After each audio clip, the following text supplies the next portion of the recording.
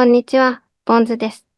今日ご紹介する本は、幸せをお金で買う5つの授業という一冊で、エリザベス・ダンさんとマイケル・ノートンさんの共著です。内容はまさにお金と幸せの関係を新しい視点で解き明かしてくれるビジネスパーソンにもぴったりの本なんです。忙しい中でもお金の稼ぎ方ではなく使い方を工夫すれば幸福が得られるという主張が軸になっています。今日はそんなハッピーマネーの真髄をたっぷりとお話ししていきますね。まず、本書を読むと何が変わるかというと、お金を稼ぐことに対する焦りや不安がちょっと和らぐ気がします。もちろん、もっと稼げるならそりゃ嬉しいですよね。でも著者たちは、稼げる金額を増やすだけでは幸福度が大きく高まらないという研究成果を示しています。そして、今手持ちのお金をどう使うかによっては、意外なほど幸せを感じられるっていうわけです。ビジネスをしていると、もっと稼がなくちゃとなることも多いですが、視点を変えると、人生そのものがもう少し楽になるんじゃないかって思えるんです。では早速、この本の全体像をざっくりご紹介します。著者のエリザベス・ダンさんは、社会心理学の博士号を取得していて、給料をもらい始めた後、お金で幸せを買えないって本当かなと疑問を持ちました。もう一人のマイケル・ノートンさんは、ハーバードビジネススクールの教授で、人間の行動や心理に関する面白い研究を多数発表している方です。この二人がタッグを組んで実験や調査を繰り返し、賢いお金の使い方こそが幸せを後押しするんだという結論に至っています。大まかに言うと、本には5つの原則がまとめられています。1つ目は、経験を買う。2つ目は、ご褒美にする。3つ目は、時間を買う。4つ目は、先に支払って、後で消費する。5つ目は、他人に投資する。英語では、buy experiences, make it retreat, buy time, they now consume later, invest in others と呼ばれています。どれも興味深いですよね。私も最初にこのリストを見たとき、なるほど、そうきたかとなりました。では、もう少し詳しくそれぞれのポイントを噛み砕いてお話ししてみますね。まず一つ目の経験を買うです。人って形あるものを買うとちょっとテンションが上がりますよね。新しいスマホを買うと最初はめちゃくちゃ嬉しい。でも、その喜びって意外とすぐに薄れてしまうんですよ。実は家や車のように大きな買い物ですら最初ほどのワクワクは長く続かないことが研究で明らかになっているんです。家を新築して夢が叶ったと最初は浮かれていても、数年もすると幸福度自体はあまり変わらないっていう結論も出ているみたいですね。ところが、旅行やライブ、特別な食事会など、いわゆる経験を買うことは、たとえ時間が経っても楽しかった思い出が生き生きと蘇る。後悔も少ないし、誰かと共有しやすいし、それによって人とのつながりが増すことも大きなメリットなんです。例えば、ちょっとシンプルな話ですが、友達と過ごしたキャンプや海へのドライブがずっと思い出に残っているってこと、よくありますよね。物だとそういえば買ったけど、あれってどこ行ったかなってなりがちです。著者たちが何度も強調しているのは、お金を使うときに後々まで自分の人生の物語に残るかどうかを考えてみるといいんじゃないかということです。形あるものはいつか背景に溶け込んでしまうけれど、体験は頭の中でストーリーとして輝き続ける。そのストーリーが自分自身や仲間との結びつきを強めてくれるわけです。二つ目のご褒美にするは、いわば慣れの怖さに立ち向かうための戦略でもあります。どんなに大好物でもたくさんありすぎるとありがたみが薄れてしまうっていうのは皆さん実感ありませんか？コーヒーを毎朝飲むのが当たり前になると、もはやただのルーティンになりますよね。日頃から毎日ラテを飲んでいると、そのラテがせっかく贅沢な味なのに慣れてしまう。そこで、ちょっと間隔を空けてご褒美として楽しんだりすると、美味しさが新鮮に感じられます。これは車なんかでも同じですよ。仮に高級車を買っても、普段の移動が全部その高級車だと、慣れで喜びが薄れやすい。一方、カーシェアなどでたまに高級車に乗るなら、それは特別な体験として喜びのレベルが上がるんです。CM の話もあって、いいドラマほど間にちょっと邪魔な CM が入ることでドラマに飽きない。人間の脳が適応してしまうのを防ぐらしいんですよ。これは私も初めて知ったときは、あれ、CM って嬉しくないはずなのに逆効果じゃないんだという意外性にびっくりしました。三つ目の時間を買うはビジネスパーソンにとって特に重要なトピックじゃないかなと思います。忙しいと時間が足りないから、もっといろんなことを効率化しなきゃって思うんですけど、実は時短商品ばかりに頼ると逆に効率に追われてイライラが増す可能性があるらしいんです。高速サービスやファストフードに慣れすぎると、さらに忙しさを感じる心理が働くらしくて、面白いですよね。大事なのは、自分が好きじゃない作業や本当に負担になる作業は、お金を払って誰かに頼んでしまう。あるいは仕組みを整える。その代わり浮いた時間で自分がやりたいことをすることが肝心なんです。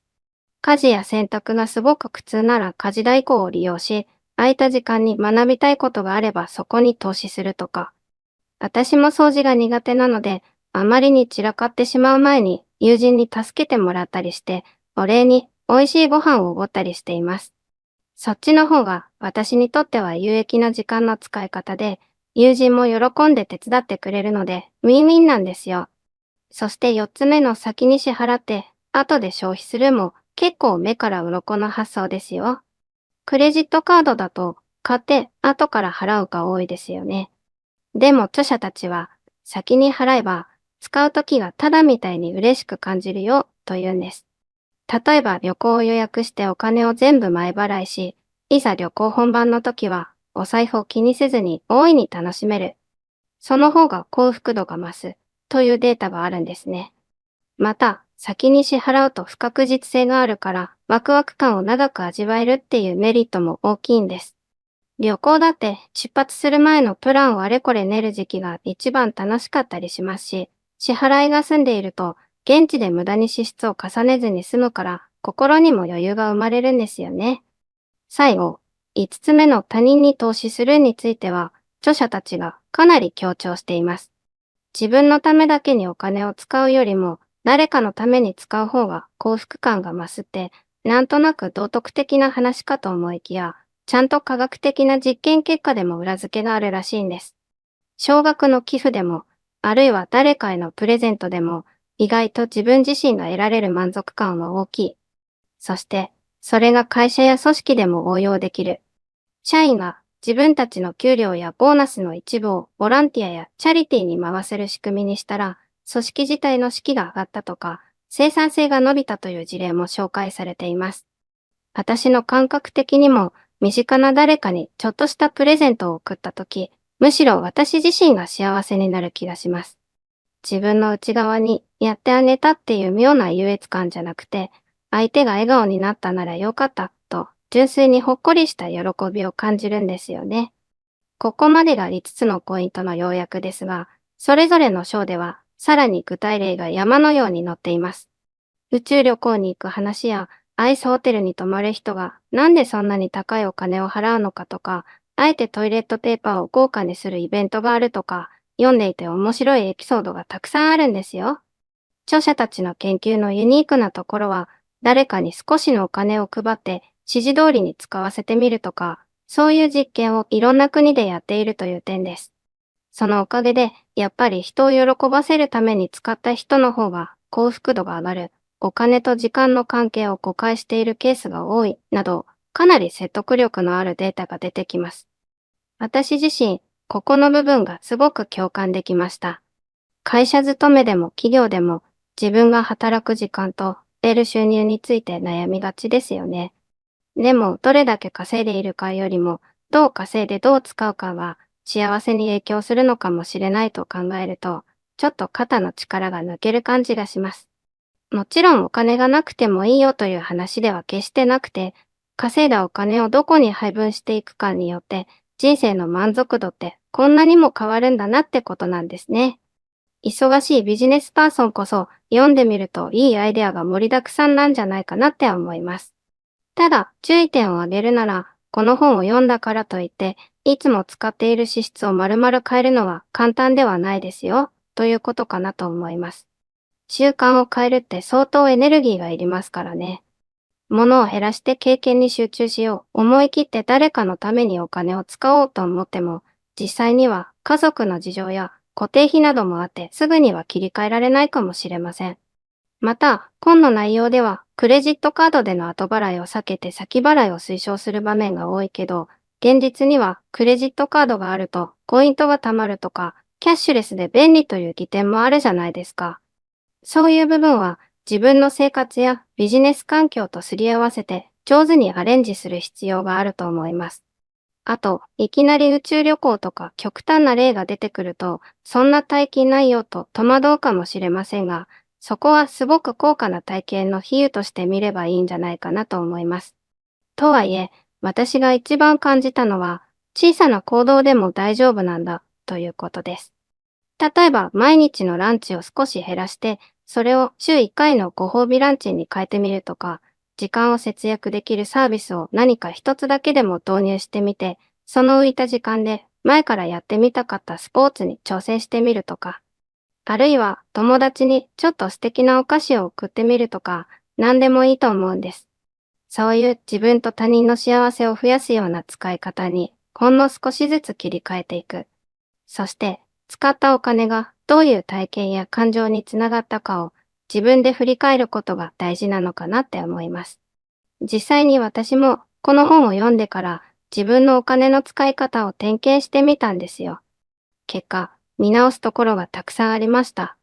とりあえずサブスクで垂れ流し状態のものを解約して、その分を月に一度のちょっと高級なお店でのランチに当てたら、今月はあと何日であのランチに行けるんだろうって楽しみが増えました。こういうワクワク感じて、ちょっとしたものなんですが、日常を楽しくしてくれるんですよね。実際にやってみると、すごく納得できることが多くて面白かったです。それからもう一つ、本では人とのつながりがキーワードとして何度も登場します。経験にせよ、ご褒美にせよ、他人を喜ばせる行為にせよ、すべては人との関わり方を見直すという面が大きいんですよ。社会的なつながりがあると、誰しも幸福度が高まるというのは心理学の世界では定説です。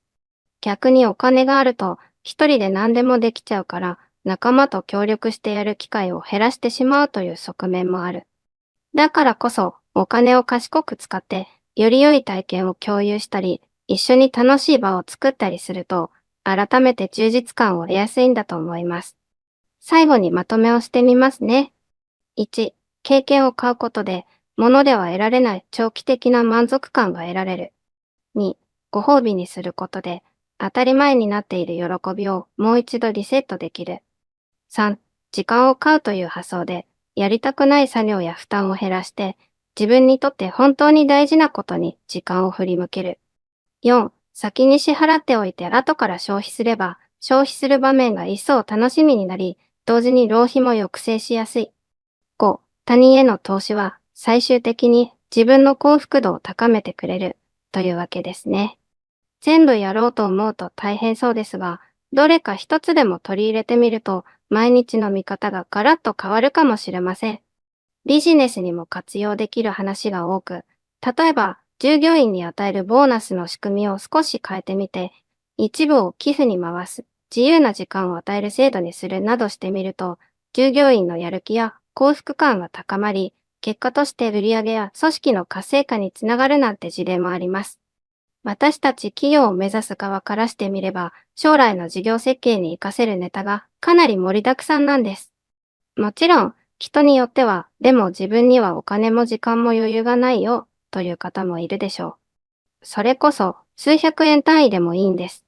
コーヒー一杯分をあえて友人と一緒に味わう機会に当てるとか、あるいは自分には無理だと思う前に、自分なりの工夫を考えてみると、意外な発見があるかも。ほんの少しの余裕が、意外と幸福を引き寄せる入り口になるんじゃないでしょうか。ということで、幸せをお金で買う5つの授業は、お金の使い道を見直す上で非常に参考になる一冊です。しかも読みやすくて、あちこちにエピソードが散りばめられているから、飽きることなくサクサク読めちゃいます。私自身は読み終わってからお金で幸せは買えないっていう決まり文句に対してそうでもないんじゃないと思えるようになりました。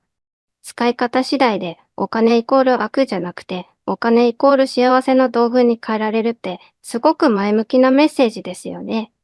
最後に今回ご紹介したポイントを簡単に振り返ります。1、お金を稼ぐことよりも使い方を工夫することに注目しよう。2、物ではなく経験に投資してみよう。3、ご褒美の価値を高めるためにあえて穴を置く戦略も面白い。4、仕事の報酬だけでなく時間を報酬として与えるなどビジネスの現場でも応用が可能。5、他人のためにお金を使うと自分にもプラスになる。この5原則を頭の片隅に置くだけでも大きな変化が起きるかもしれません。私としては、この本は20代から50代のビジネスパーソンにこそ読んでほしい一冊だと思います。自分の日常をほんのちょっと見直す機会になるはずですから。ぜひ興味が湧いたら手に取ってみてください。そして読んだ感想も聞かせていただけると嬉しいです。自分のお金の使い方が少し変わった。誰かにプレゼントしたら思わぬ効果があった。なんて話を聞けたら、私も幸せのお裾分けをもらった気分になります。これからもこんな感じで教養になる本を紹介していきますので、よかったらチャンネル登録お願いします。また紹介してほしい本があればコメントで教えてください。では、ポンズでした。また次回の動画でお会いしましょうね。